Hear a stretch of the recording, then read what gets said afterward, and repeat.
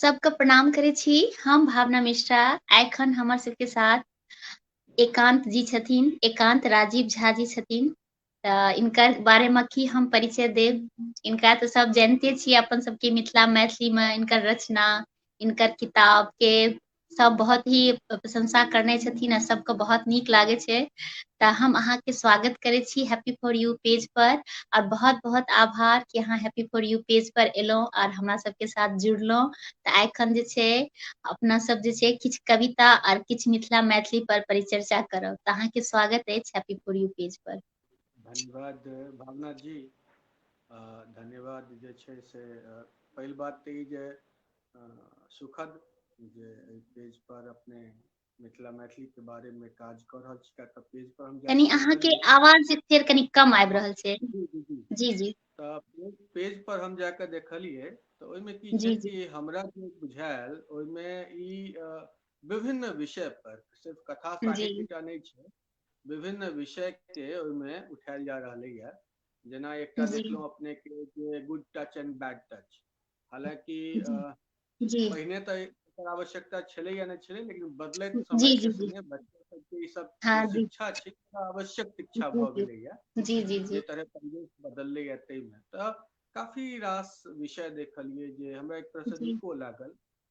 जी ठीक छै, मिथिला और मैथिली के विषय में चर्चा, चिंतन, मनन, ओकरा बारे में सोचनाइ ई तऽ एकटा अहम हिस्सा छैहे मनुष्यक जीवनक।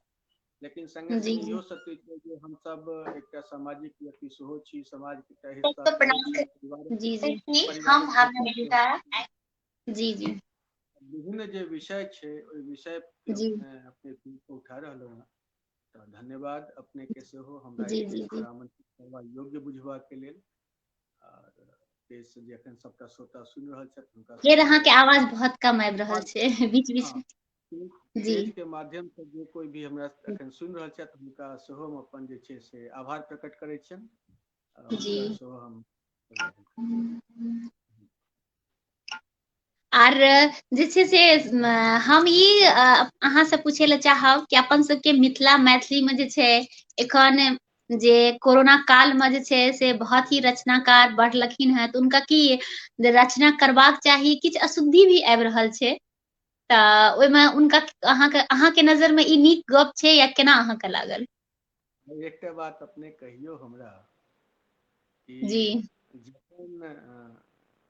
जहन जंगल बढ़ै छै, प्रकृति अपना हिसाबे बढ़ै छै, जी तऽ ओहिमे बड़ो के मतलब ओहिमे तरह तरह के जे छै से गाछ वृक्ष ओहिमे होइ छै।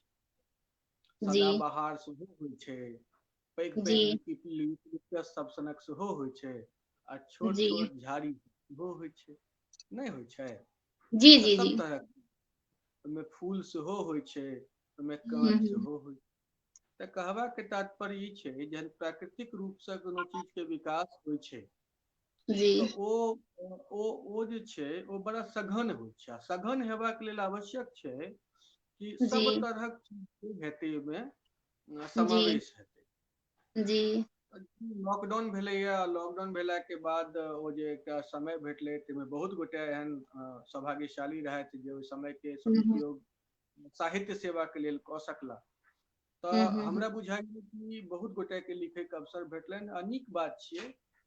हम्म, हाँ, ओहिमे भऽ सकैत छै जे कए गोटे नव लेखक हेताह, किछु नव कलम हम्म, हेताह, जकरा हमसभ जी कहि सकैत छी नव कलम कहि सकैत छी, नव कर्ची कहि सकैत छी, जे कहियौ।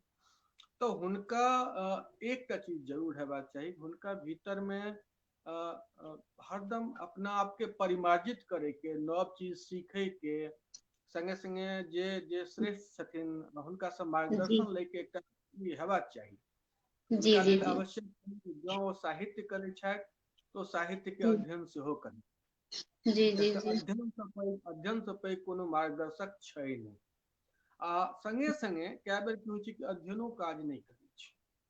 हम्म, कथाक बेर की होइ छै कि अध्ययन तऽ मानि लिअ पोथी ओनाहियो छै, पोथी मे लिखल छै, सब किछु पढ़ि लेबै तऽ की बुझिए जेबै? नहि, ओहिठाम एकटा मार्गदर्शक के आवश्यकता सेहो होइ छै। हम्म, तऽ नीक बात छियै जे प्राकृतिक हम्म, रूपसँ भगवती हुनका एहि मार्ग पर रहलखिन हेँ जतय मैथिलीमे रचना कऽ सकथि, स्वागत के विषय छै। हम सबके हम जे छै स्वागत करै छियनि, शुभकामना दै छियनि।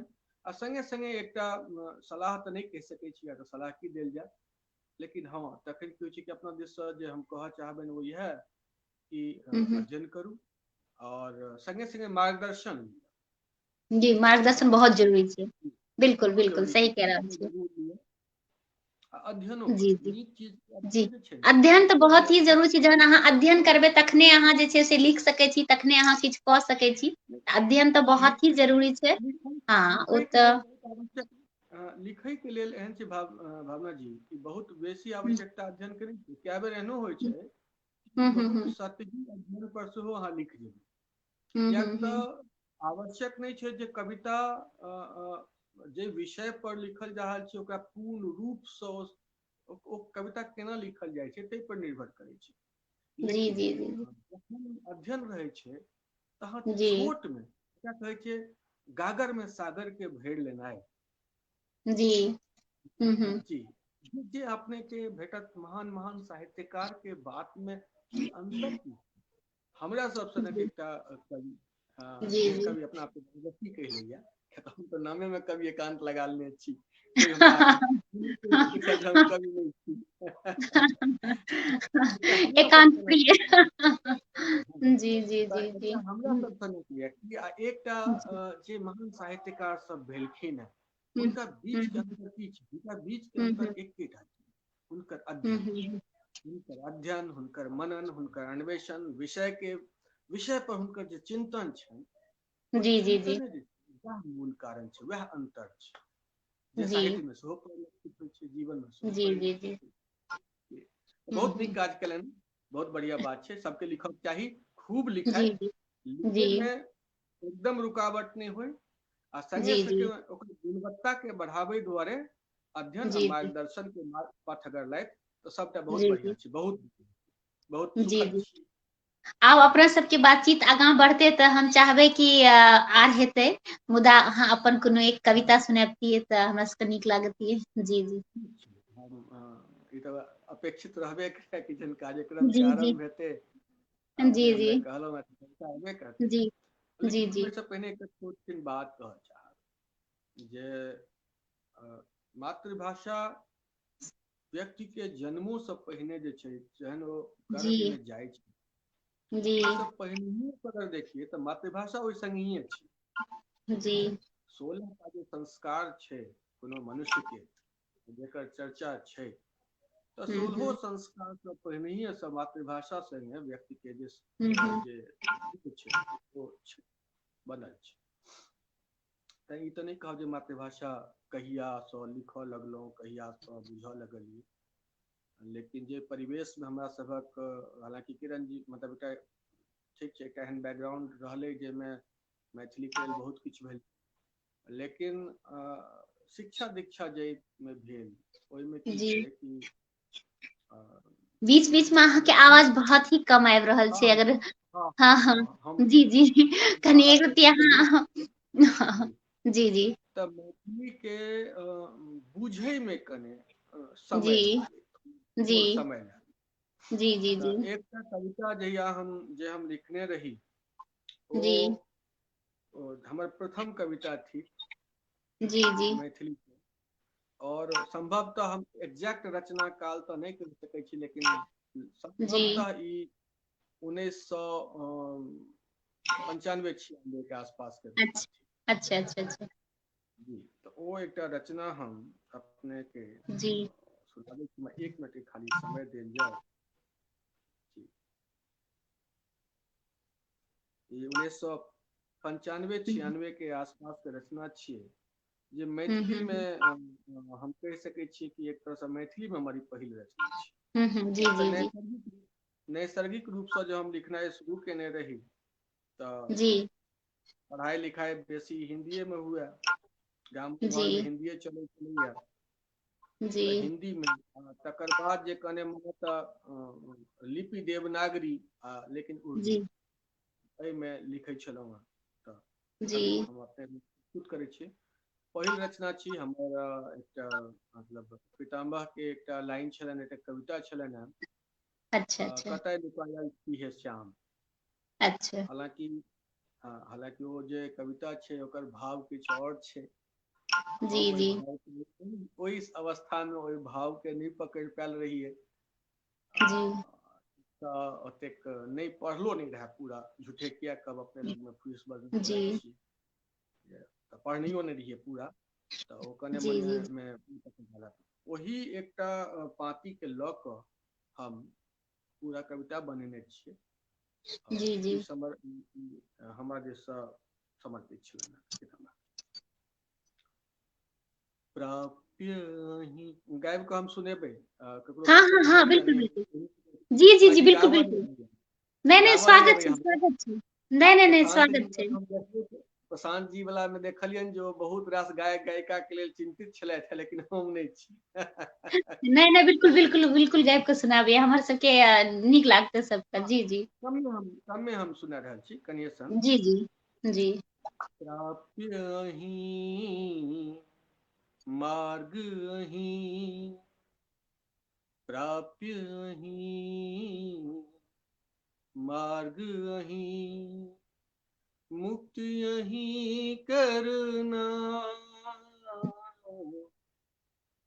प्राप्य अहीं मार्ग अहीं, मुक्ति अहीं करना,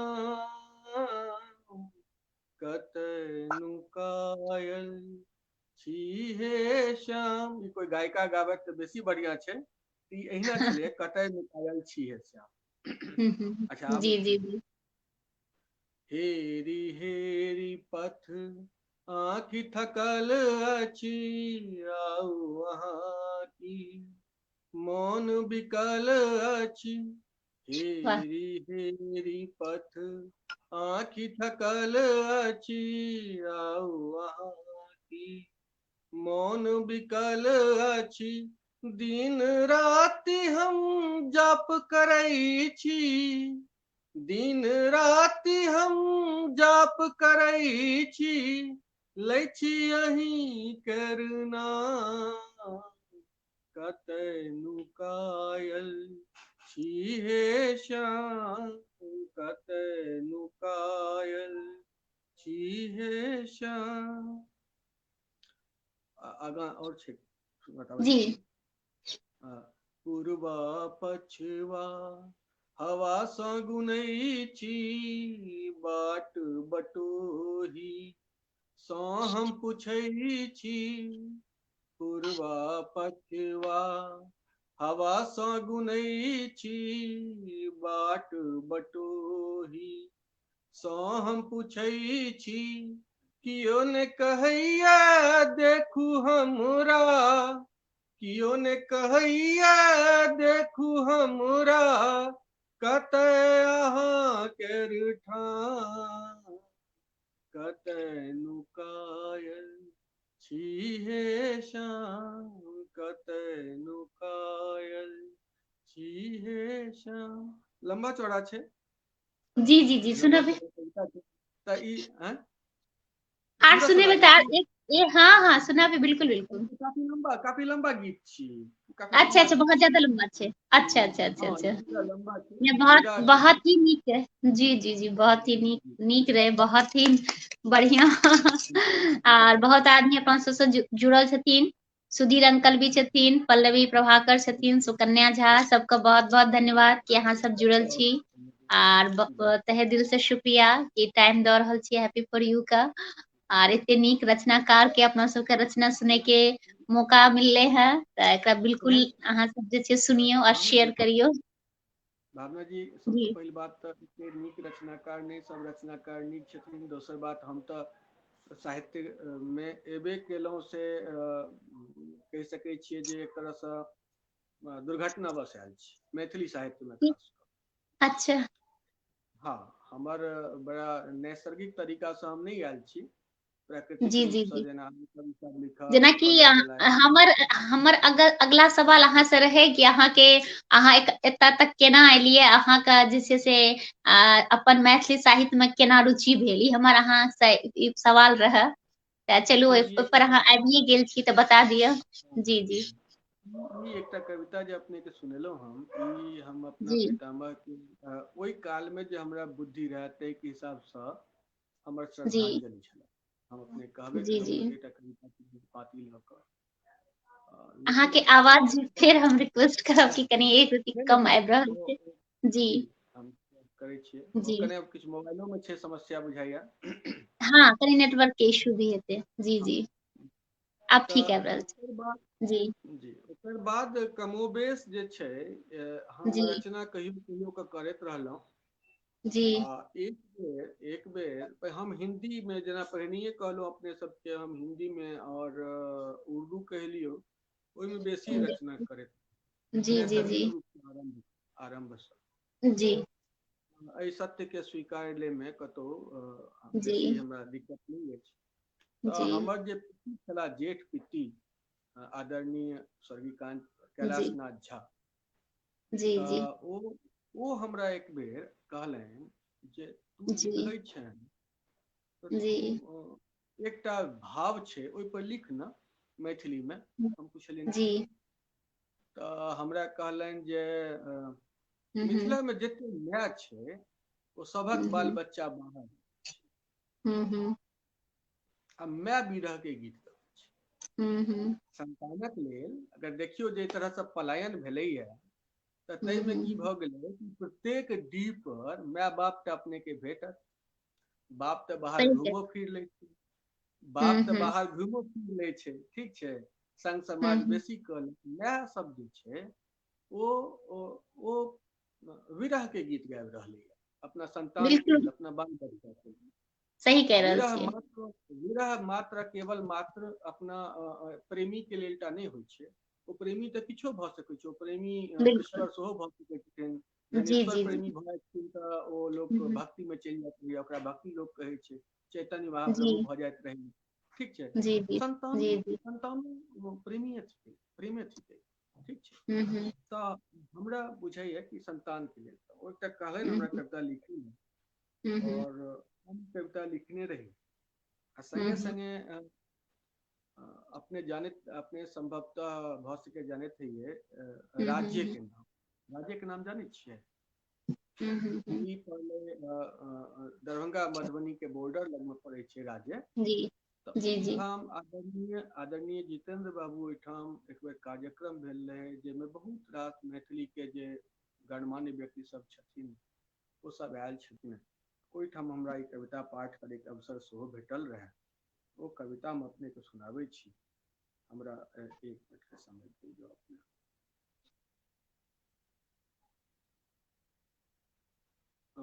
जहिना रहै ओहि कालमे हम तहिना सुना रहल छी किछु किछु परिमार्जन बादमे केलियै लेकिन हम ओहि रूपमे सुना रहल छी जे हम ओहि कालमे लिखने रही।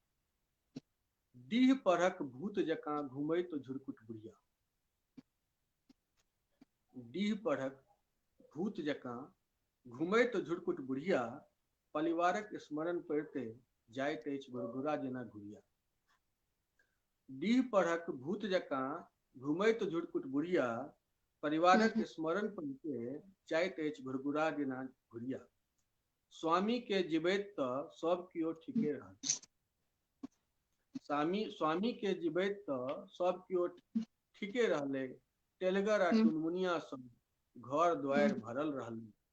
तेकर हम्म बाद तऽ विधना जेना रुसिये रहलै हुनकर जयते बेटो सब परदेश बसलै।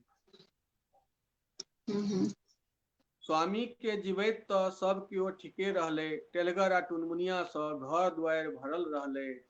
तेकरा बाद तऽ विधना जेना रुसिये रहलै हुनकर जाइते बेटो सब परदेश बसलै। बुढ़िया आँखि कोर तक बहै बुढ़िया आँखिक कोर तक बहैत दहो बहो नोर रहल नुआ लगा पुछैत युग युगांतसँ बाले बच्चा रटैया सपने में रुसैया सपने में बोसैया हाय चलल की नवका रीत माय गबै छथि विरहक गीत। वाह माय गबै छथि विरहक गीत। ई एकरो रचना काल लगभग वएह हेतै। अपनेके अच्छा अच्छा जी वएह रचना काल हेतै कने मने आगाँ पाछाँ के हेतै। अच्छा अच्छा तऽ हम एकटा रिक्वेस्ट अहाँके करैवला रहियै कि एक बेर जी अहाँ लेफ्ट भऽ जइयौ फेर से अहाँ जुड़ियो तो भऽ सकैए किछ प्रॉब्लम हेतै कियाकि अहाँके आवाज बहुत ही कम आबि रहल छै। एक बेर फेर से जुड़ियौ अहाँ अच्छा तुरंते। ठीक छै, हम लीव भऽ कऽ, हाँ जी, लीव जी, भऽ जी। कऽ फेर। हाँ, तऽ हमरा से जतेक लोग जुड़ल छी तऽ सबके जे छै से हम धन्यवाद दै छी। कनी एक रत्ती किछु नेटवर्क इश्यू रहै तऽ एहि लेल जे छै से हम हुनका से रिक्वेस्ट करलियै हेँ कि फेर से ओ जुड़थिन। आर जे छै अहाँ सबके बहुत-बहुत धन्यवाद। बहुत नीक जे छै से हुनकर रचना रहै। आर एखन जे अपन सबके मिथिला मैथिलीमे जे अछि बहुत ही रचनाकार अछि आ सबके एक से बढ़िकर एक रचना अछि। आर बहुत नीक लागैए पढ़ि कऽ। हम भी एक प्रयत्न कऽ रहल छी जे कनी किछु लिखी। हमहूँ पहिने हिन्दीमे ही लिखैत रही, आब हमर प्रयत्न अछि कि मैथिलीमे लिखी। आर एखनो किछु-किछु गीतो लिखलहुँ हेँ, अहाँ सबके नीक लागत तऽ हमर टाइमलाइन पर जाकऽ अहाँ सब सुनि सकै छी। आर भी 2-4 टा गीत आयत कनी दिनमे तऽ अहाँ सब सुनब। आर जे इएह कहब कि कतहु भी रहू अपन मिथिला मैथिलीके जे छै से हमेशा जुड़ल रहू। आर जे अपन सबके रीति रिवाज यऽ ओकरा आगाँ बढ़ाबू।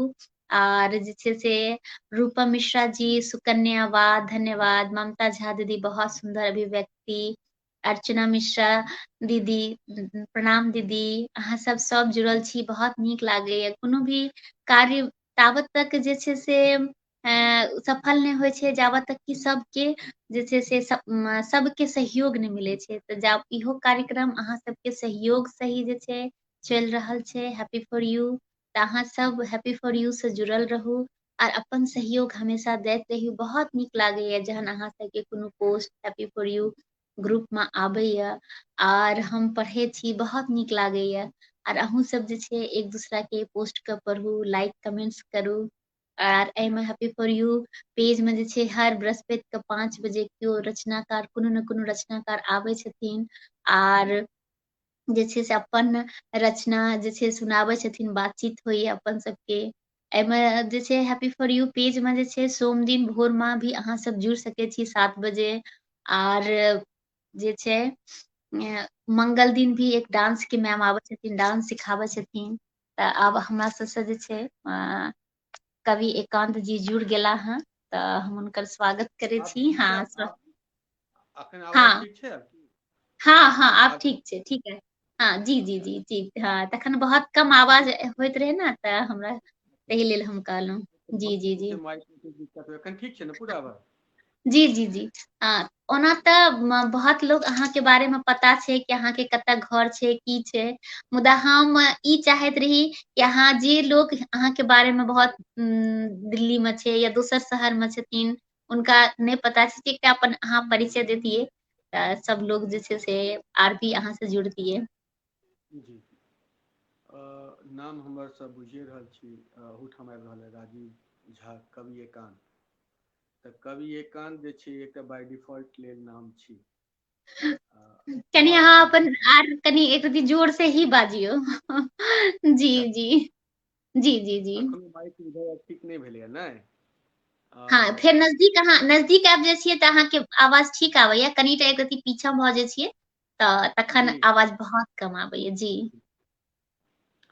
तऽ नाम हमर छी राजीव झा जी कवि एकांत, और घर भेल हमर धर्मपुर उजान। जी ई अबै छै दरभंगा जिला में, बिदेश्वर स्थान से जी कनिये हट के बिदेश्वर जी स्थान के जी कए गोटा कहै छथिन। जी और मिथिला के हिस्सा थिक। हम सब गोटा जानै छियै जे भारत स्थित जे मिथिला छै से जी बिहार में पड़ैया, जी अधिकांशतः थोड़ेक सन हिस्सा झारखंड में पड़ै छै। तऽ बिहार हम्म स्थित जे मिथिला छै आ कनि ओतय मनि घर। नेपाल में भी मिथिला पड़ि जाइ छै। हाँ नेपाल में जब भी देखिए नेपाले टा में जी नहि पड़ै छै, सुगौली संधि हम्म जे छै सुगौली हम्म संधि सब के बाद थोड़े हिस्सा नेपाल में पड़ि गेलै। आ जी कने ऐतिहासिक रूपसँ ओहिसँ आगाँ बढ़ि अबै छी। जी स्वतंत्रता के ठीक पहिने जी बंगाल जे छै ओहो में हमरा सभक हिस्सा गेल अछि। कियाक तऽ हम्म राजौर जे छलैया दिनाजपुर, हम्म दिनाजपुर में रजौर में जे छै से अपने के राजा टंकनाथ चौधरी के परिवार छलनि। जी हुनका सभक मैथिली में जे योगदान छनि तऽ योगदान के जी शत नमन कयल जाय। ओ बहुत कम जी गोटे हम योगदान देने छै। जी जी जी दिनाजपुर जे छै ओ दिनाजपुर पड़ि गेलै अपने के जे हिस्सा जी छलैया राजौर के जे हिस्सा छलैया ओ जी पड़ि जाइत रहलै अपने के बाद में पाकिस्तान में जी स्वतंत्रता के बाद। और अच्छा उन्नीस सौ अच्छा इकहत्तर हाँ 1971 ईस्वी में जहन बांग्लादेश बनलै है आब वो बांग्लादेश भ जाय। तऽ अच्छा किछु मैथिल जी जिनका बारे में हमरा सबके बहुत बेसी पता नहीं अछि ओ जी किछु मैथिल जे छै एकटा बीच में फेसबुक पर सेहो आयल छलै एकटा जे हुनकर जे राजा के जे महल छलै ने राजा टंकनाथ चौधरी के ओकर आयल छलै केना के छै अखन से एकटा फोटो आयल छलै। जी किछु मैथिल अवश्य एहन छथि जे आइ के डेट में बांग्लादेशी छथि। ओहिसँ जी पहिने ओ पाकिस्तानी रहथि ताहिसँ जी पहिने जी भारतीय रहथि। जी जी जी से चीज ई हमसब बिल्कुल नेपाल में बिल्कुल ओ सेहो तऽ छै। हाँ बिल्कुल ओ तऽ छेबे करे कि अपन सबके मिथिला मैथिली के लोग तऽ पूरा विश्व में फैलल छथिन। आ सबसे बड़का जे पैघ गप अछि ओ ई अछि कि पूरा विश्व में फैल के लेकिन अपन सभ्यता संस्कृति के सब मिलके आगाँ बढ़ा रहल छथिन। आ एखन तऽ लॉकडाउन में कनी ज्यादे सबके पता चलल हैत फेसबुक के माध्यम से। तऽ बड़ा नीक लागैया कि केओ बाहर में भी रहि कऽ अपन मिथिला मैथिली से जुड़ल छथिन हुनकर सभ्यता संस्कृति के बढ़ाबै छथिन तऽ बड़ा ही मन प्रसन्न भऽ जाइत अछि। भावना जी पूरा विश्व में पसरनाइ बहुत सुखद बात छियै जे पूरा विश्व में हमसब पसरल छी। लेकिन बांग्लादेश में जे पसार छै जे छै जी ओ बेसिकली ओ पसार नहि छियै हमसब पसैर कऽ बांग्लादेश नहि गेलहुँ। जी बल्कि ई कहक चाही जे स्वतंत्रता के जे स्वतंत्र भेलै भारत तऽ ताहि क्रम में दू बेर भारत जी मिथिला के जे चाहे कतबो टा के हिस्सा किया ने होय भले ही एकटा गामे किया ने होय लेकिन मिथिला के जे हिस्स छै ओ दू टुकड़ी भेलै तीन टुकड़ी भेलै। एक बेर भेलै सुगौली संधि के बाद जखन किछु हम्म हिस्सा नेपाल में चल गेल आ तकर बाद दोसर बेर भेलै जहन स्वतंत्रता भेटलै जी भारत के तऽ जी किछु हिस्सा चलि गेलै कियाक तऽ ओ बंगाल के अन्दर मिथिला रहै। आइयो जे जी मिथिला अछि ओ बिहार जी के भीतर मिथिला अछि ध्यान देबै अपने। जी या तऽ झारखंड के भीतर किछु जिला अइ मिथिला बिहार के जी भीतर किछु जिला अइ मिथिला पहिने जी की छलैया ने हम्म बंगाले छलै राज्य बिहार राज्य नहि जी छलै। जी बिल्कुल 1905 ईस्वी में जी संभवतः अगर संभवतः 1905 ईस्वी में 1905 या 1912 हम कने कंफ्यूज कऽ गेलहुँ एखन हाँ हमरो ओहिमे कनि जे छै कन्फ्यूजन अछि हाँ जी जी जी ओहिमे जे छै से अहाँ अपने के बिहार राज्य के गठन भेल ओहिसँ पहिने जी बंगाल छलै ठीक जी छै। तऽ स्वाभाविक रूपसँ जी ओहिसँ पहिलुका जे काल छलैया ताहिमे मिथिला सेहो बंगाल जी के हिस्सा छै ठीक छै। जी किछु हिस्सा जे राज्य के विभाजन के बाद बिहार में बाद बाकी तऽ आबि गेलै लेकिन किछु हिस्सा बंगाले में रहि गेलै जी ताहि हिस्सा में सँ किछु हिस्सा आइ के समय में बांग्लादेश में अछि। जी तऽ ई चीज छै दोसर अपने कहलहुँ जे पूरा विश्व में पसरल छै हाँ हमसब अमर भेल छी अमर भेल जे छै ओ भेल छी जी अमर भेल चारू कात पसरि जाइ छै लेकिन ओकरा कोनो अपन जे ठौर होइ छै ओ जी ठौर नहि होइ छै। जी जी तऽ हमे जे मैथिल छी ओकरो एखन अगर कहियै तऽ कोनो ठौर नहि भेलैया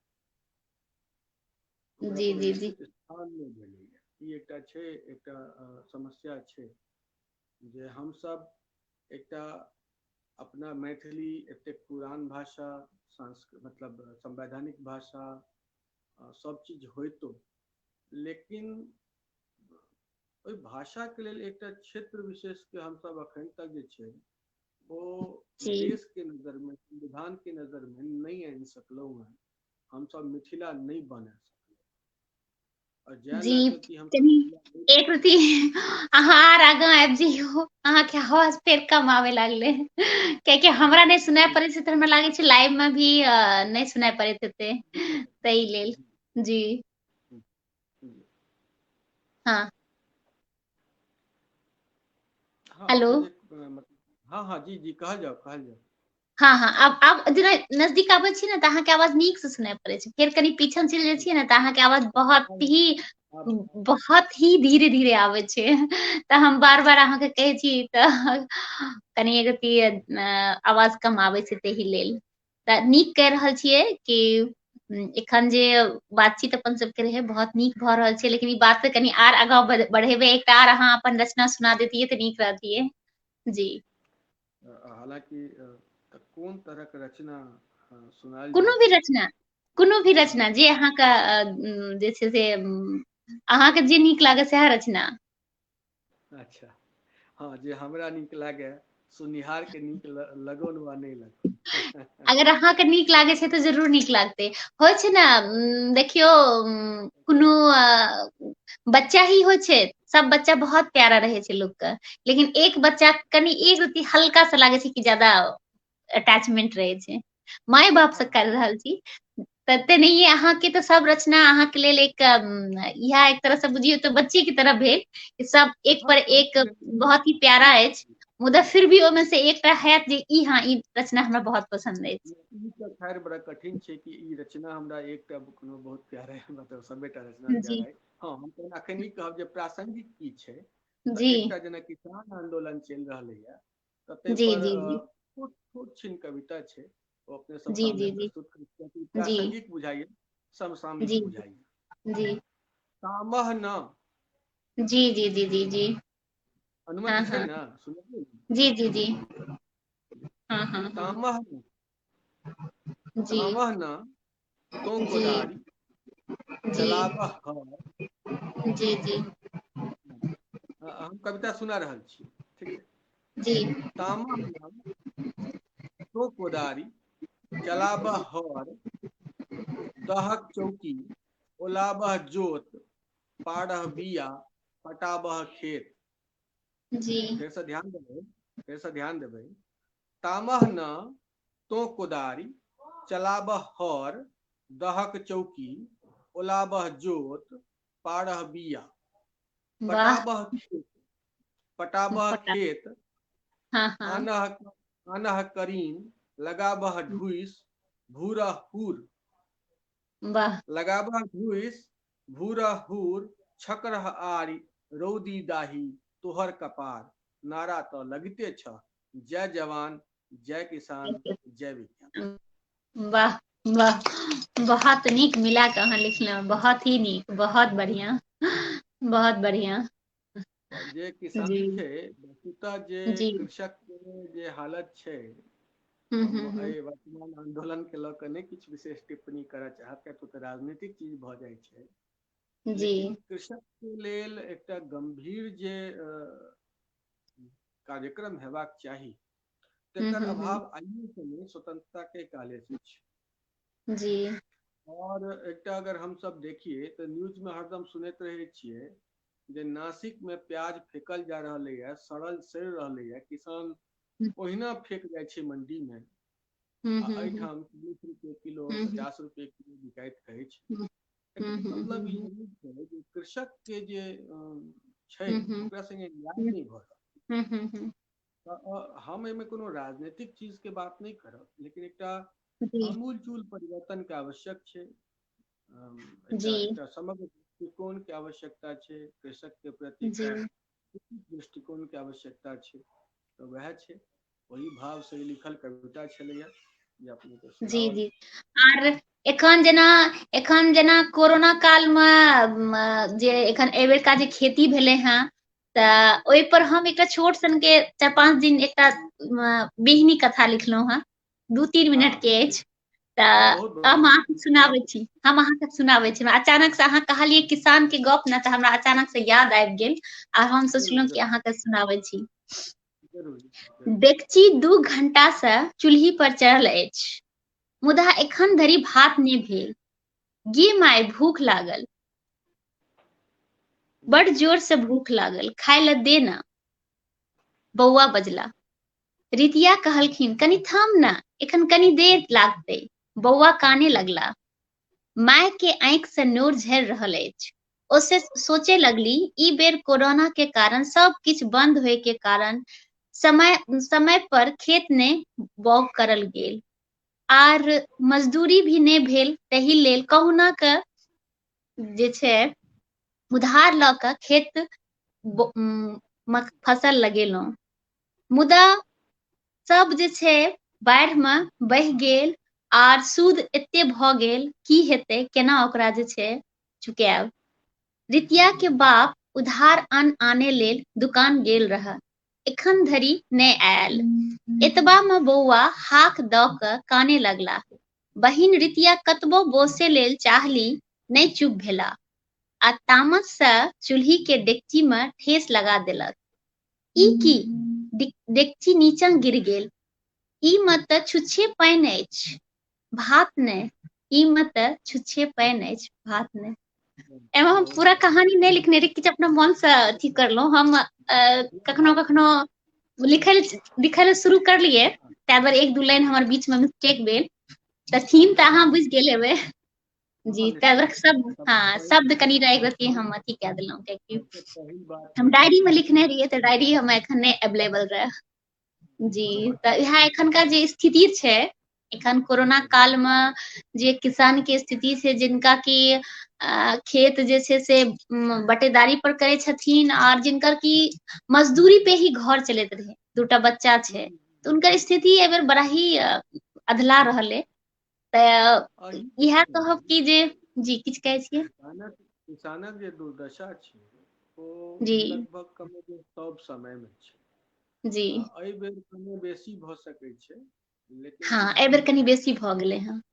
हाँ, किसान के संगे जे स्थिति छै, ओ तऽ सब दिन से रहले हम्म, है। कतेक रास किसान महाराष्ट्र में तऽ कतौ जे छै आत्महत्या करते छै। हालांकि हम एकटा बात और कहऽ चाहब, सेहो गौरव के संगे कहऽ चाहब, जी कि लोग मिथिला के कतबो पिछड़ल कहि लेथुन, कतबो पलायन एहिठाम से लोग कऽ के जाइत हुए कमाई ले, लेकिन ओ संघर्ष करैया जाके, जीवन से पलायन के नहि करैया।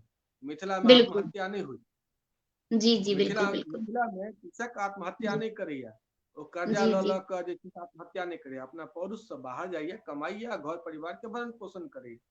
तो बिल्कुल। मिथिला के जो लोग छै, मिथिला के जो लोग छै, वो अलग तरह छै। लेकिन अगर देखिए समग्र देश में तऽ कतेक रास लोग आत्महत्या जी करै छै, जी एकर सब किछु कारण छै। कृषक के हालत जी तऽ खराब छै। बहुत बढ़िया रचना रहे अपने के, बहुत जी सुंदर जी। भाव के विषय में। हाँ, एक्चुअली हम मोबाइल में लिखैत रही, फेर हम ओकरा डायरी में लिख लेलहुँ, तऽ मोबाइल में किछु किछु शब्द छूटल रहे, तऽ बाद में कहै छै ने कि शुरू में कोनो चीज अहाँ रफ कॉपी करियो, आ फेर में किछु शब्द मैथिली के जुड़ि जाइ छै, कियाकि अपना सब कतबो किछु हमसब कनि बाहर रहै छी, तऽ शुरू में जहन लिखै छी तऽ कनि हिन्दी के शब्द मिक्स भऽ जाइया, आ फेर जहन ओकरा फेर से ओकरा करै छी, तखन जे छै से फेर ओ अभ्यासे शब्द नरा में, हाँ, कऽ लै छी, सही कऽ लै छी। अभ्यासे नरा। अपने के जी बताओ कि जी 2012 ईस्वी में जी एकटा दुर्घटना भेलै। दुर्घटने कहि सकै छियै, घटना कहियौ। जी दिसंबरे मास में, और संजोग से 10 दिसंबर, जी जकर बाद हम मैथिली में मतलब मैथिली और मिथिला के विषय में कने विचार गंभीरता से करल। जी ताहिसँ पहिने हम गंभीर रूपसँ मिथिला और मैथिली के विषय में विचार नहीं करै छलियै, हमरा ओते ज्ञानो जी नहीं। सत्य अगर कही तो थोड़े बहुत इंटर तक पढ़ने रही मैथिली, जी लेकिन मैथिली लिखी के अभ्यास सेहो खत्म भऽ गेल छल। अपनहियो बड़ा कष्ट हुए, अखनो सीखिए रहल छी। तऽ ई छै जी कि बहुत बढ़िया जे छै अपने लिखलहुँ हैं, जी बहुत बढ़िया, बहुत बढ़िया, बहुत। जी, आवाज आबि रहल छै हमर? हाँ हाँ हाँ, आबि रहलै है। अच्छा अच्छा अच्छा, ओ अहाँके आवाज नहि एलै, ताहि लेल हम पुछलियै। तऽ ई तऽ छै कि एखने देखियौ कि अपना सबके बिहार में कोरोना के ज्यादा इफेक्ट नहि भेल खेती बाड़ी से। जे फसल रहै, बेन अपन सबके जे कनि भऽ जाइया तऽ उएह बाढ़ से भऽ जाइया। अपन सबके मिथिला मैथिली में कनि मनी जे क्षेत्र खेती वाला जे अपन सबके नुकसान होइत अछि, ओ एक रती बाढ़ जे आबि जाइया, ओहि लेल जे छै होइया। जहन देश स्वतंत्र भेल रहे, तऽ कोशी जी डैम के लेल, कोशी डैम के लेल पैसा निकलल, जी और ओहि पैसा के डाइवर्ट कऽ कऽ सरदार जी सरोवर परियोजना आरंभ कयल गेल। जी नर्मदा सरदार सरोवर परियोजना अपने जाने छल। और ओहि परियोजना से ओहि क्षेत्रक हालत देख लियो, अपना सबक क्षेत्रक हालत देख लियो। जी कोसी के बिहारक शोक लोक कहै छै, जेना वांगहो नदी के एक समय में चाइना के चीन के शोक कहल जाइ छलैया, तहिना जी कोसी के सेहो कहल जाइ छै। और कोसी कत्ताक बेर तांडव मचा चुकल छै, अपने जानते छी ई हाँ बात के। जे किछु दिन हम्म, पहिने भेल रहे सिसहा में, जे 2008 में जे भेल रहे, तेकर जे विभीषिका छलै तेकर तऽ वर्णनो केनाइ जी कठिन छै, जे एखन फुटै छै। आ संगे संगे की छै ना कि मिथिला के जे क्षेत्र छै ओहिमे हम्म, ओ पूरा एकटा नदी के जे छै ओ जी कहि सकै छियै सिस्टम छै, पूरा रिवर सिस्टम जकरा हमसब कहै छियै, ओ पूरा रिवर सिस्टम छै। तऽ सहजा जल हम्म, संपदा हमरा सबके बहुत बेसी अछि, लेकिन हम्म, किएक तऽ एकरा सही तरीका से जे छै ओकरा नहीं भय पाबि रहल छै, उपयोग नहीं बिल्कुल भऽ सकलै जी। सही और ओ बात। चूंकि सही तरीका से उपयोग नहीं भऽ सकलै तऽ ओ विभीषिका सेहो होइ छै। बिल्कुल जेना बाढ़ि आबै छै जे तटबंध छै, ओहि तटबंध के देख रेख में जे तरहक व्यवस्था होइ छै अपने जानिते छियै। तऽ जी ऑब्वियस बात छै, जखन तटबंध के देखरेख के लेल जो पैसा भेटतै आ ओ पैसा के अगर सदुपयोग नहीं भऽ सकतै कोनो कारणे, बिल्कुल। तऽ जनता एखने के हम हमर ससुराल अररिया जिला में अछि, आ अररिया जी जिला में नेपाल से जे पानि छोड़ल जाइ छै, तऽ हमरा लागैया जी कोनो बेर एहन नहि छै जे बाढ़ि नहि आबै छै। हर जी साल बाढ़ि आबिते छै अररिया जिला में, और ओकर किया ने किछु निदान होइ छै से समझ के हमर बाहर अछि कि एहिमे किया ने निदान होइ छै। और बहुत एहिके जे पाछे गरीब पैघ लोक के तऽ कोनो दिक्कत ज्यादा नहि होइ छै, लेकिन जे गरीब छथिन हुनका बड़ा ही दिक्कत भऽ जाइ छै। एहिके ओ सब जे पाछे छथिन जी एहिके पाछे इकोनॉमिक्स छै भावना जी। जी जी की जी भेलै जी कि एकटा एक बेर कने लोक शोध करऽ लागि गेलै जे बिहार में जी एतेक रास, जी बिहार खास कऽ अपना सब साइड नहीं, बिहार मतलब जी मगध वाला हिस्सा, जी ओहि जी साइड एतेक रास फैक्ट्री किया छै, आर्म्स फैक्ट्री, जी ठीक छै, एतेक बेसी अपराध किया छै। जी अपराध के तहन देखल गेलै कि अपराध नहीं छियै, जी बेसिकली एक तरहक व्यापार छियै। जी मतलब एहिठाम जूता चप्पल के फैक्ट्री नहीं लागि सकै छै, एहिठाम आन चीज के फैक्ट्री नहीं लागि सकै छै, लेकिन अगर बम बारूद के फैक्ट्री लागि गेलै तऽ ओकर बिक्री हम्म। खूब, ठीक हाँ छै। से तऽ छै, ओ तऽ ओ छै एकटा कि रोजगार, ओ अगर एकटा रोजगार एकटा जी ई एकटा अपन सबके मिथिला मैथिली में एक चीज अछि कि नीक चीज के बढ़ावा आब तऽ कनि लोग देबे लागलखिन हेँ, मुदा पहिने नीक चीज के बढ़ावा देल ने, ओहिमे की खराबी छै पहिने ओकरा प्रति लोक जे छै से रहै छै हम कि ओहिमे की हम जी हम दोसर जी पक्ष कहि रहल छी, हम कहि रहल छी कि जखन जे उद्योग धंधा छै, ओहि उद्योग हम्म, धंधा के विकास नहीं हेतै तऽ हम्म, अपहरण एकटा उद्योग भऽ जेतै, ठीक छै। आ अपहरण जहन जी उद्योग भऽ जेतै तऽ ओकर जे हम्म, रॉ मेटेरियल छै से की छै, ओकर रॉ हम्म, मेटेरियल हम्म, सब छै या ओकर जे गुड्स छै, ओ गुड्स भऽ गेलै हम्म, अपने के हम्म, छुरी चक्कू भाला गरास गोली बारूद से, तऽ वएह चीज बनतै। तहिना की छै कि अपना सब हम्म, साइड जे मिथिला के एहि कात के जे मिथिला के हिस्सा छै, ताहिमे हम्म, बान्ह जे छै, नदी आ बान्ह हम्म, आ बाढ़ि, ई एकटा बड़का हम्म, व्यवसाय छै, बहुत पैघ हम्म, व्यापार, हम्म, हजारक हजार करोड़ रुपैआ जे छै ओ लऽ कऽ हम्म, आ ओकरा आरामसँ निहिटा देल जाइ छै, जे जाबे हम्म, तक बाढ़ि एतै नहि, राहत के हम्म, नाम पर जे छै ओ पैसा लेल केना जेतै, जा लेल हम्म, नहि जेतै ता धरि ओहि पैसा के गबन केना हम्म, कयल जेतै, ई एकटा हम्म, वास्तविकता छै। सरकार हम्म, चाहे कोनो राजनीतिक दल के रहल हुए, पिछला हम्म, 15 सालसँ हमसब कोनो राजनीतिक दल देख रहल छी, ओहिसँ पहिने कोनो दोसर राजनीतिक दल छलैया, कोनो जंगल राज छै, कोनो मंगल राज होय, कोनो अमंगल राज होय, ओ तऽ एकटा अलग चीज छै, अलग विषय छै, लेकिन हम्म, कहाँ भऽ सकलै तटबंध के व्यवस्था सहीसँ, कहाँ भऽ जी सकलै बाढ़ि पर नियंत्रण, कियाक तऽ ओहि हम्म, ओकरा जंगल राज कहथिन, ओ ओकरा जंगल राज कहथिन, लेकिन मिला जुला कऽ करनी सबके एके छै।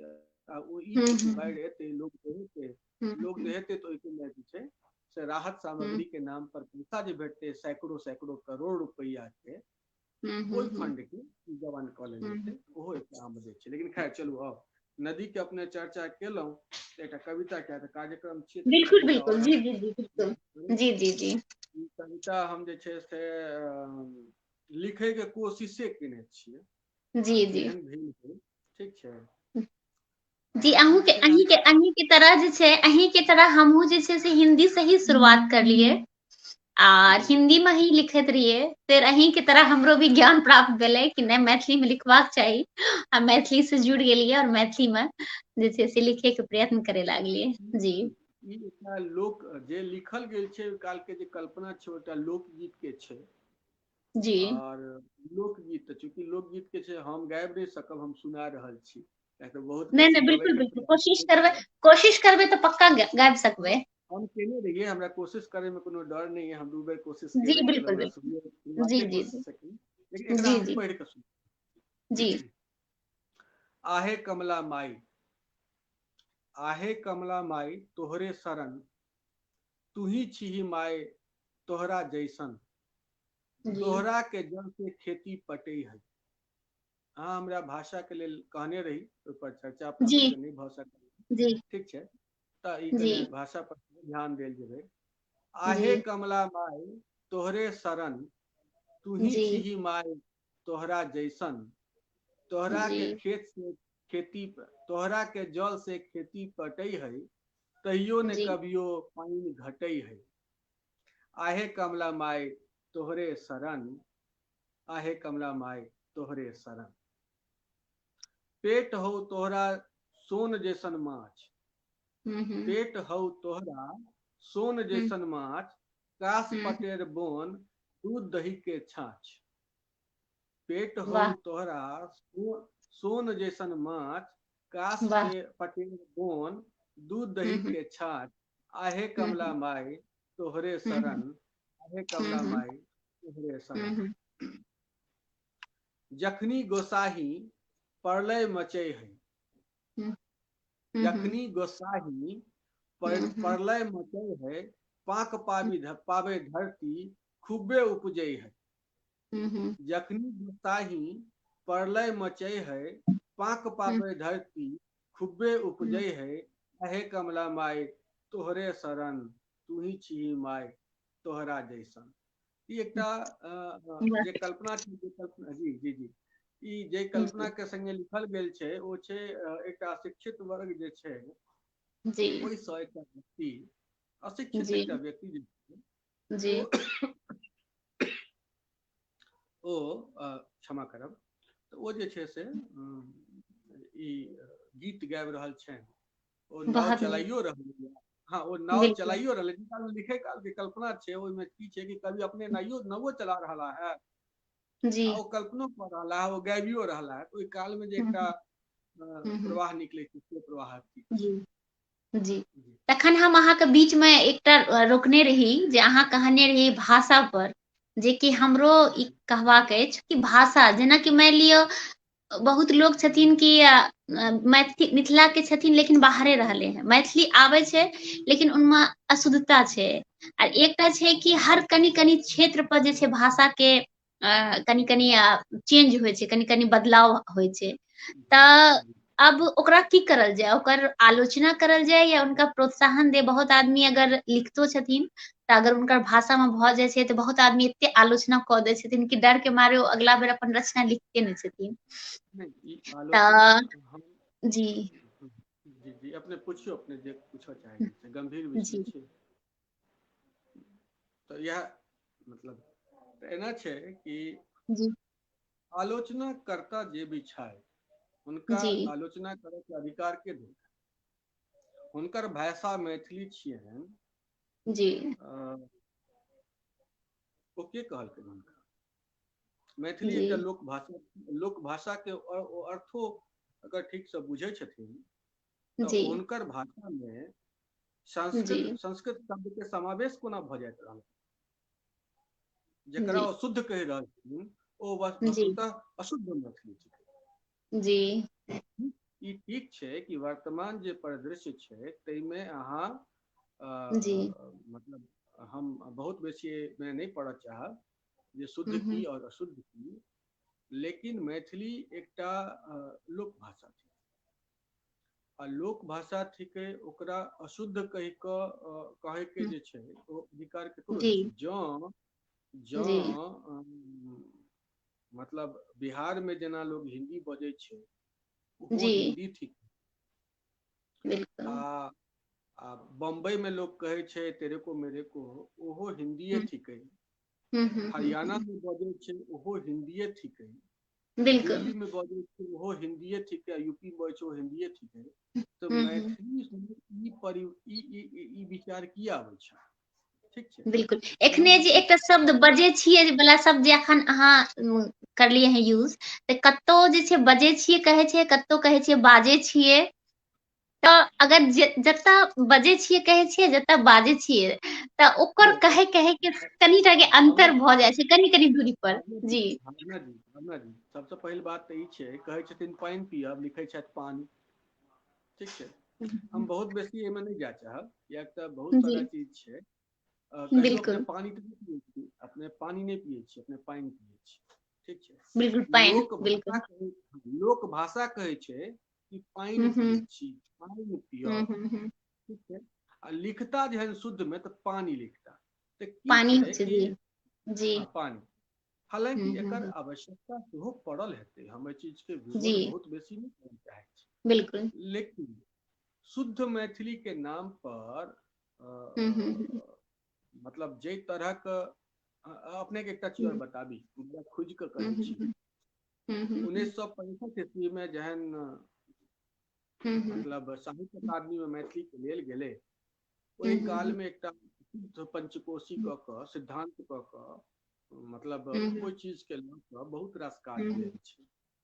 ठीक छै, आदरणीय रामानाथ बाबू के ओहि काल में रहथि, अध्यक्ष रहथि, और दक्षिणाहा मैथिली कहियौ, पछमाहा मैथिली कहियौ, भागलपुरिया मैथिली कहियौ, देवघरिया मैथिली कहियौ, सूरजमुखी कहियौ, जे कोनो भी कहियौ अहाँ कहि सकै छियै, ओकरा जे जोलहा मैथिली कहियौ, ई सबटा मैथिली के अशुद्ध कहि कऽ की भेलै, मैथिली के एक तऽ सबसँ पैघ अहित ई भेल छै जे मैथिली के क्षेत्र बड़ा संकुचित भऽ गेल।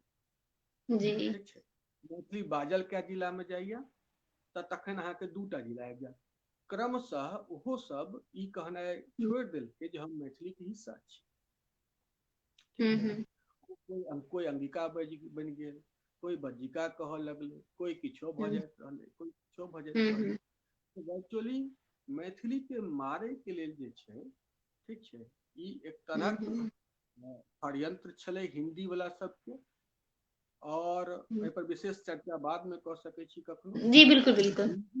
हिंदी भाषा के समर्थक के षड्यंत्र छलैया, जै षड्यंत्र के तहत मैथिलीये के किछु विद्वान जयचंद के माध्यम सही। सँ जी अपने के ई जे बाद में मतलब सबटा के अशुद्ध कहि कहि कऽ जे छै मैथिली के कमजोर कयल गेलैया। जे बजनिहार छथि ओहो काल में जयचंद रहथि, आ आइ जे बाजि रहल छथि ओहिमे किछु अबोध छथि आ किछु जयचंद सेहो छथि। मैथिली जतऽ छै जेना छै ओ सएह सही छै। हँ तखन लेखन के हिसाब सँ तऽ सही। कहै छै जे ऑक्सफोर्ड जे छै, ऑक्सफोर्ड यूनिवर्सिटी के जे अपने के शब्दकोश छपै छै, जी जी बिल्कुल। ओ शब्दकोश जी प्रतिवर्ष प्रत्येक भाषा में सँ किछु नव शब्द के चुनाव कऽ लै छै, लऽ लै छै। जी जी ठीक छै ने, लेकिन अपने बताउ जे मैथिली में कोन एहन शब्दकोश छै जे नव शब्द के समावेश करैत होय? कोन एहन सही। लेखक छथि, कोन एहन लेखक छथि जे बिल्कुल। अपना लेखन शैली में जे छै नव शब्द के प्रयोग करैत होत? चलू क्रिया रूप में नहि करैत हो, मानि लेलहुँ, जी लेकिन घास के जँ दोसर साइड कोनो आन चीज कहल जाइ छै तऽ से तऽ लेल जा सकै छै, ओहि शब्द के कते प्रयोग करै छथि। सही। ठीक छै ने, जी मतलब जे सोचपुरा में छथि जकरा कहै छियै केंद्रीय शुद्ध, जकरा पंचकोशी कहबै ओ कहबै सोचपुरा के एरिया छै। जी जी ठीक जी छै, जी जी हम संजोग सँ अपनहियो ओही एरिया में आबै छी। जी तऽ जकरा हम सब शुद्ध कह रही है वो वर्चुअली सुतपुरा के अगर मूलतः देखिए तो सुतपुरा के एरिया छै।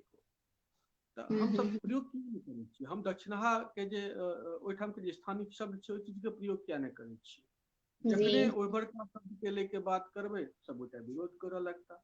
एक शब्दकोश मिल के बनाबे जाओ सब गोटा, जैमे कोनो भी एक शब्द के लेल कोनो क्षेत्र विशेष भागलपुर दिस की बाजल जाय छै, देवघर दिस की बाजल जाय छै, पूर्णिया दिस की बाजल जाय छै, केम्हर की बाजल जाय छै, ओ लिखल जा सकै छै, लिखल जा सकै छै ना। फलना क्षेत्र में एकरा ई चीज कहल जाय, ठीक छै ना। तो से कोई कहता ओकरा अशुद्ध छै, ई बड़ा गलत चीज छै। हाँ, मानक बनाओ, लेकिन मानक बनाबे के नाम पर भाषा के अहितो नहीं करे चाहिए, इहो बात सब गोटे के बुझ पड़तै। तो ई एकटा संघर्ष आइ से नहीं बहुत पहले से ई संघर्ष चल रहल छै। बिल्कुल, ई बहुत अहाँ के नीक विचार छै, अहाँ जे एखन कहलिए हैं ई विचार पर जते भी जते भी रचनाकार छै जी एकटा बात और अपने कहै छी, आइ जे मीरा जी अंगिका के बड़का विदुषी बनल छथि, अंगिका मतलब भ गेलै अपने के भागलपुर दिस, ठीक जी बिल्कुल पता छै, जी पता छै, विदुषी बनल बैसल छथि। एकटा समय रहे जहिया ओ मैथिली कवित्री के रूप पर मैथिली के मंच पर अबैत रहथि।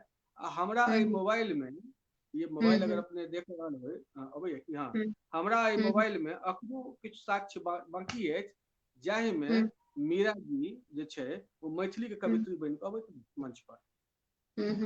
अहाँ नहीं देबै सम्मान तो अलग भइए जात ना, ओ तो छेबे करे।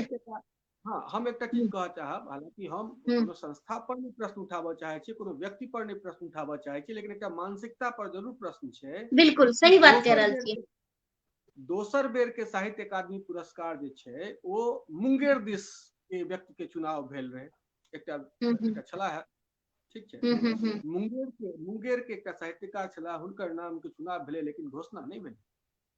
कतऽ गेलै? अच्छा, तो किया नहीं देल गेलै? नहीं, ई कहबा के तात्पर्य ई छै कि जखन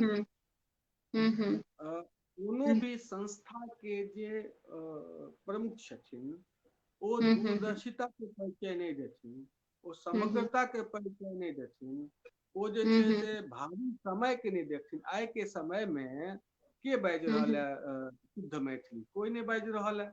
क्रमशः वो जे शुद्ध पंचकोशी छले तहू महका लोग सब निकल कर चल गया है। कोई दिल्ली बसऽ लगला, कोई पंजाब बसऽ लगला, कोई यूएस चल गला, कोई यूके चल गला। हुनकर बच्चा सब मैथिली जो बाजि लै छन तो ओहो में काफी रास अशुद्धि आबि गेलै, ठीक छै। बिल्कुल सही बात छै। ओकरो अशुद्ध, हाँ, ओकरो अशुद्धि कह के कटैत चलि जायत, तबे तो क्रमशः बचते कतऽ मैथिली।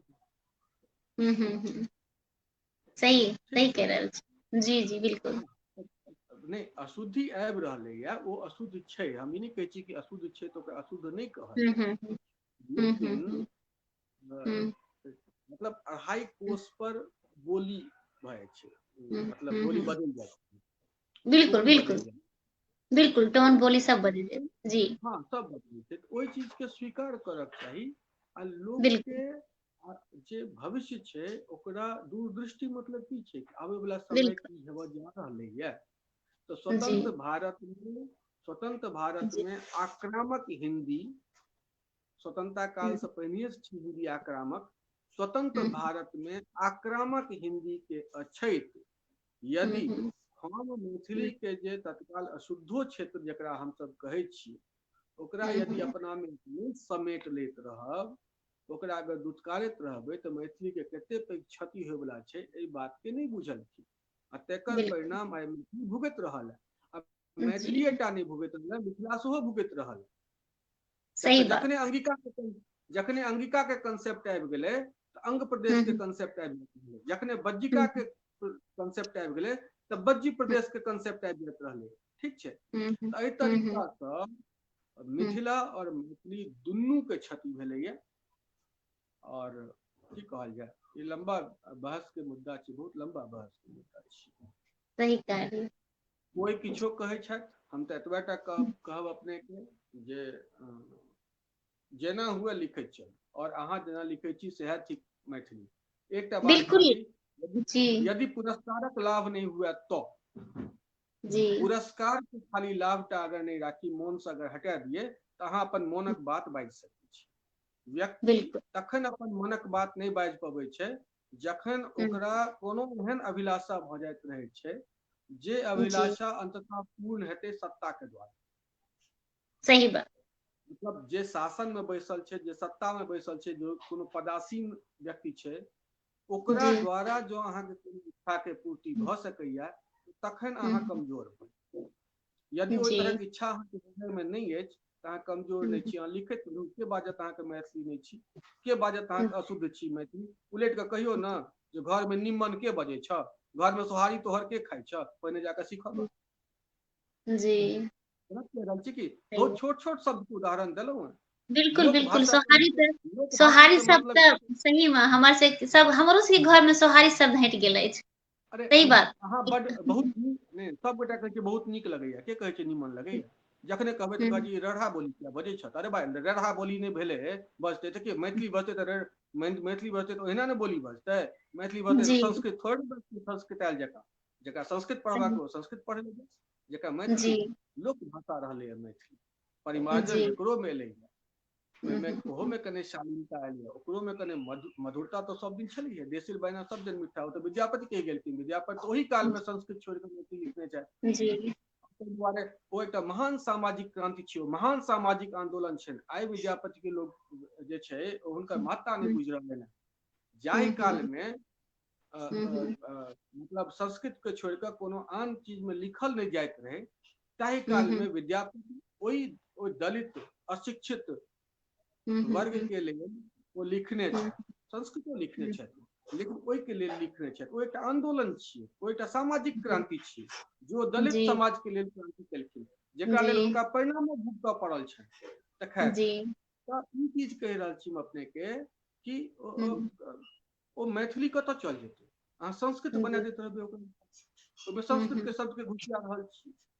तऽ जी ई छै ने बहुत सारा दिक्कत छै। अपने लिखैत जाउ, खाली कोनो पुरस्कार के चिंता नहीं करू, ओकर स्वार्थ अगर नहीं रहे तऽ कोई अहाँके किछो कहैया कोनो फर्क नहीं पड़ै छै। 100 क्वेश्चन ठाढ़ कयल जा सकै छै कोनो भी मैथिली साहित्य में। अखन कोनो एहन लेखक नहीं छथि जिनकर लेखनी पर प्रश्न ठाढ़ नहीं कयल जा सकै छै।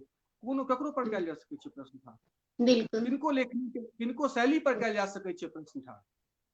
प्रश्न ठाढ़ करे के लेल विभिन्न जे छै ने से हम एखन नहीं बाजि पाबि रहल छी एहिठाम, लेकिन अहाँ कोन आधार के उठा कऽ आइ देखियौ शास्त्रार्थ के परंपरा छलै। एकटा जी एकटा साहित्य सँ रहै, एकटा साहित्य सँ रहै छलखिन, एकटा न्याय सँ रहै छलखिन, एकटा न्याय सँ रहै छलखिन, एकटा दर्शन सँ रहै छलखिन, लेकिन शास्त्रार्थ जी तऽ होइ छलै। तऽ आखिर छै बिल्कुल कि न्याय वाला के शास्त्रार्थ जे छै ओ दर्शन वाला से केना होइ छलै, दर्शन वाला के शास्त्रार्थ न्याय वाला से केना होइ छलै। मतलब सही भेल बात कि एकटा कॉमन ग्राउंड छै जतऽ अहाँ भले न्याय से छी, अहाँ भले ही दर्शन से छी, लेकिन अहाँ ओहिठाम बहस कऽ सकै छी, प्रश्न राखि सकै छी, प्रश्न कयल जा सकै छै। तऽ तहिना आइ के समय में जे कोनो भी लेखक छथि मैथिली साहित्य में, ओहिमे कोनो एहन लेखक नहीं छथि जिनकर लेखन विधा पर मतलब प्रश्न ठाढ़ केनाइ कठिन काज नहीं छै। हालांकि हुनका लग में उत्तर छै, बहुत रास विद्वान छथिन जिनका लग में बड़ा सुंदर उत्तर छै, हम तकर बात नहीं करै छी। ठाढ़ करी के तो हुनको पर कयल जा सकै छै, वहीं पर कऽ देतै की भऽ गेलै, बराबर बात भऽ गेलै ने, एके रंग बात भऽ जाइत रहल। जी तऽ कने क्षमा करब हम कने बजे काल में अथी बाजि जाइ छी, लेकिन बड़ा जी गलत भऽ जी रहल छी। जी जी लिखब जी जे शैली में लिखै के लिखू। हाँ तहन एकटा बात जरूर छै जी कि हमरा सब गोटे के सदैव एहि चीज के लेल तैयार रहक चाही, तत्पर रहक चाही कि हम सीखी, अध्ययन करी आ मार्गदर्शन ली, अपना में परिमार्जन आनी, बेहतर होय के प्रयास करी। ठीक छै, सुधार उचित छै, लेकिन जे विरोध करै छथिन नव लिखनिहार के, हुनकर भाषा के लेल, शैली के लेल, जी हमरा बुझाइया वंचित कऽ रहल छै। सीधा जी शुद्ध इएह कहऽ जी चाही। जी जी जी तखन अपन सबके टाइम भी 1 घंटा भ गेले हैं त जाइत जाइत हम चाहबै कि अहाँ अपन एकटा रचना सुनाबितियै आर आइ के काव्य धारा से अपना सब विदा लेतियै। जी तऽ आइ काव्य धारा कहाँ भऽ सकलै, तब विचारे बेसी भऽ जाय। कोनो बात नहि, एक दिन जे छै से काव्य गोष्ठी हाँ में। ठीक छै, जी इहो ठीक छै। हमरा बड़ा कम समय अवसर भेटैए एहि तरह बात कऽ सकै जी के। जी जी आभार जे अपने मतलब एहि तरह जी चर्चा परिचर्चा रखलो, हमरा सदयोग्य बुझलो। हालांकि बाद बाकी विद्वान सब संगे जे हुनका संगे कार्यक्रम केने हैत तऽ हुनकर कार्यक्रम में हुनकर जे उत्तर हैत बड़ा संतुलित सनक उत्तर रहल हैत। हमर उत्तर जी ओते संतुलित नहीं भेटत, कारण जे जी कए बेर उद्वेलित भऽ जाइत रहै छी हम कएटा बात के भेला सँ। एक जी जी तऽ हमर कर्तव्य सिर्फ और सिर्फ मात्र केवल मात्र कलम चला लेब या 2 लाइन लिख लेब टा हमर कर्तव्य नहीं थी। हमर जी कर्तव्य थी मिथिला और मैथिली के हित के विषय में सोचब, और जे तरहक क्षति लगातार निरंतर भेलैया भऽ रहलैया अखनो, जी जी ओहिमे उद्वेलित कोनो भी व्यक्ति जहन रहते भीतर से सोचबै अपने तऽ सहज भऽ जाइ छै। तऽ कविता के आरंभ करै छियै। जी चूँकि कविगण सब कहै छथिन जे एकटा कविता हम अपने के सुनाबै छी, कोन रस में सुनायल जाय से कहल जाय। हेलो। हाँ हाँ कनी नजदीक आबे, अहाँ के आवाज फेर कम आवे लागले जी। हाँ हाँ तऽ हम एकटा श्रृंगारक कविता जे छै, जी जी जी श्रृंगारक रहै दियौ, जी एक मिनट के समय दियौ।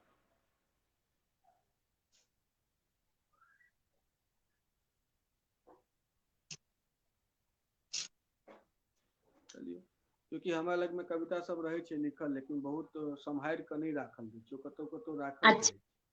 अच्छा अच्छा अच्छा जे कविता छै ओहिमे एकटा एकांत जी भक्ति गीत में से एकटा सुनाबै छी अपने के। ई छै एक भक्ति गीत किछु लिखने छियै या लिख रहल छी हम, ताहिमे से छै। आ एहि कविता में की छै कि हम सब सुनैत तऽ जरूर छियनि जी जे सिया धिया छथिन ओ जी गोसाउन में जहन ओ अथी साफ करैत रहथिन ओकरा पूजा घर के, तऽ ओ उठा लेने रहथिन शिव के धनुष के एक हाथ से, ठीक जी छै। आ तकर बाद जे छै जनक जी एहि बात के लेने रहथि जी प्रण, जे एहि धनुष पर कंचा चढ़ायत जी तकरे संगे हम सीता सिया के विवाह करबनि, हुनकर जी संगे जी सिया जी के विवाह। जी तो सवाल छै कि प्रत्यंचा चढ़ायत तऽ ठीक छै, लेकिन प्रत्यंचा खोललक जी शिव के ओहि धनुष पर प्रत्यंचा जी खोललक, जी ओ सिया के नहीं खोलने रहथिन प्रत्यंचा, ठीक छै। ओ जी तऽ साफ करे के खाली उठा कऽ नीचा लेप देने रहथिन, तऽ ओकरा जी खोललक। ओ हम एकटा अपन रचना के माध्यम से कहे के जी प्रयास केने छी। छोटे जी सनक बहुत छोट सनक रचना छै, जी 5-7-10 लाइन पाँति जी पर।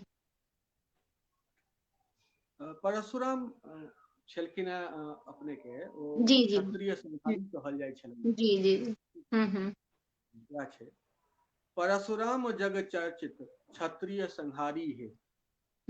परशुराम जग चर्चित क्षत्रिय संहारी है, आहे क्रोध अति प्रचंड जना त्रिपुरारी। परशुराम जग चर्चित क्षत्रिय संहारी है, आहे क्रोध अति प्रचंड जना त्रिपुरारी है। मिथि भूमि पग धरिते देखल एक नारी है। मिथि भूमि पग धरिते देखल एक नारी है, आहे कुसुम तन कर शिव धनुख धारी है। आहे कुसुम तन कर शिव धनुख धारी है। सावधान हे ऋषिवर शताधिक विचारी है। सावधान हे ऋषिवर शताधिक विचारी है, आहे सोचब पिता का अपकार परत भारी। असल में एक कविता के बता दै छी अपने के कि जी परशुराम छलखिन हैं ओ क्षत्रिय के संहारी, हुनका बुझले अपने बिल्कुल के सब जन। जी जी जी एठाम ई कंसेप्ट लेल एकटा लै के प्रयास कयल गेलै है जे परशुराम जब मिथिला में अबै छथिन तऽ मतलब हुनकर तऽ जे छनि विख्यात छथिन जो जतऽ जाइ छथिन ओतुका शासक के राजा के छै ओ मारि दै छथिन, ठीक छै, ओ संहार कऽ दैत रहै छथिन। तऽ सीता क्योंकि एकटा पुत्री सेहो छथिन, ठीक, तऽ जखन मिथिला में अबै छथि तऽ हुनका ओ जे छै से एकटा कुसुम तन कर शिव धनुषधारी एकटा महिला के देखै छथिन, सुंदर नारी के देखै छथिन। शरीर आब पर एहिठाम छै कि सीता जे छै से हुनका सावधान करै छथिन, हुनका बुझल छनि जे परशुराम आबि रहलखिन, ओ सावधान करै छथिन। सावधान हे ऋषिवर शताधिक विचारी है, आहे सोचब पिता का अपकार परत भारी है, झट शंका मेटेलन परम पद अवतारी है, आहे चिन्ह साक्षात शक्ति रूपे जनक दुलारी है, पट प्रपंचा खोली कहल सुविचारी है, आहे जह चढ़ैत सह वर होयत अधिकारी। ई तऽ जहन गीत छियै, ई जहन गीत के रूप में जुलूस चढ़े थे ओकरे वह बढ़ हेतै जी। तऽ बस इएह छलै, कोनो विशेष जी जी नहि छलै। बहुत ही नीक बहुत ही नीक आर बहुत ही अपन सबके नीक बातचीत रहलै। और अहाँ एते टाइम देलियै हैप्पी फॉर यू पेज के, तऽ एहियो लेल अहाँके बहुत बहुत धन्यवाद। एलियै अहाँ तऽ ओहो लेल हम अहाँके धन्यवाद दै छी जी। अपने योग्य बुझलहुँ, हम देखलहुँ हैं कि अपने प्रतिदिन एकटा कार्यक्रम राखि रहल छी। हाँ प्रयत्न रहैया, प्रयास कऽ रहल छियै जी। सप्ताह में एक दिन रखनाइ तऽ एकटा अलग बात छै, प्रतिदिन कार्यक्रम रखनाइ, प्रतिदिन नव लोग संगे कोऑर्डिनेट केनाइ, ई जी कतेक कठिन काज हम बुझि सकै छी। तऽ हम धन्यवाद दी अपने के, जी अपने के प्रयास के जी बहुत बहुत धन्यवाद के पात्र छी अपने, धन्यवाद। सेहो हमरा दिससँ जते गोटे जुड़ल छथि तिनको हम आभार प्रकट करै छियनि, अपने तऽ सबके प्रणाम करै छी। एहि के साथ आइ के काव्य धारा समाप्त करै छी। आर जे छै से फेर हम आबै छी अगला सप्ताह, तऽ सबके प्रणाम करै छी, अहूँके प्रणाम।